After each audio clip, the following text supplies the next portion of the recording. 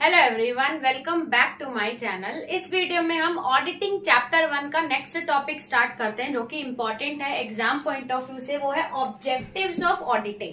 Last में हमने features, definition, meaning, advantage, limitation सब कवर कर चुके हैं। मैंने लिंक डिस्क्रिप्शन में दे दिया, अगर आपने नहीं देखा है तो आप जाके देख सकते हैं। स्टार्ट करते हैं ऑब्जेक्टिव्स ऑफ ऑडिटिंग। तो बेसिकली अगर ऑब्जेक्टिव्स ऑफ ऑडिटिंग पढ़ने हैं तो दो ऑब्जेक्टिव्स रहते हैं, एक होता है मेन ऑब्जेक्टिव और दूसरा होता है सेकेंडरी ऑब्जेक्टिव।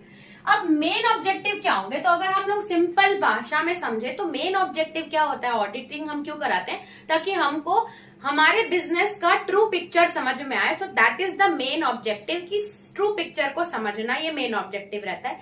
कैसे समझते हैं? With the help of balance sheet and with the help of profit and loss account की मदद से हम मेन ऑब्जेक्टिव क्या रहता है कि हमको ऑर्गेनाइजेशन की ट्रू पिक्चर को देखना है कि क्या फेयर ट्रांजैक्शन हो रहा है कि नहीं, क्या बिजनेस फेयरली है कि नहीं, उनके रिकॉर्ड्स। ठीक है, तो स्टार्ट करते हैं। अगर मेन ऑब्जेक्टिव पूछेगा तो आप लिखोगे कि ऑर्गेनाइजेशन की true and fair picture identify करना ही ऑडिटिंग का मेन ऑब्जेक्टिव रहता है। इसमें आप ये लिख सकते हैं कि balance sheet exhibits true and fair view of financial position of the. कैसे पता चलेगा? हम बैलेंस शीट को चेक करते हैं। Balance sheet true picture of the organisation at the end, यानी कि फाइनेंशियल ईयर के आखिरी में बैलेंस शीट बताती है कि हमारा ऑर्गेनाइजेशन की ट्रू पिक्चर क्या है। उसके बाद नेक्स्ट इसमें हमको मदद करता है profit and loss account.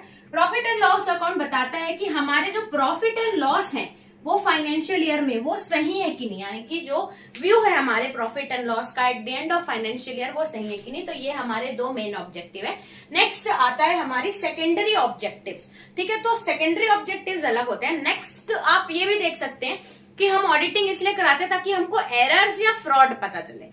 Error और फ्रॉड में डिफरेंस है। एरर मतलब क्या होता है, अगर आप कोई अनजाने में अगर आपसे मिस्टेक हो जाती है, गलती हो जाती है अननोइंगली, तो उसको एरर बोलते हैं। लेकिन अगर नोइंगली कोई बड़ी मिस्टेक होती है तो उसको क्या बोला जाता है? फ्रॉड बोला जाता है। तो एरर और फ्रॉड जानने के लिए भी हम ऑडिटिंग करते हैं। ये भी आप ऑब्जेक्टिव में लिख सकते हो। जैसे detection prevention of error, error find out करने में मदद करता है कि अगर अकाउंटिंग करते समय अकाउंटेंट से थोड़ी बहुत गलती हो गई या मिस्टेक हो गई, गलती से अननोइंगली हुआ है, ये सब ये होता है एरर।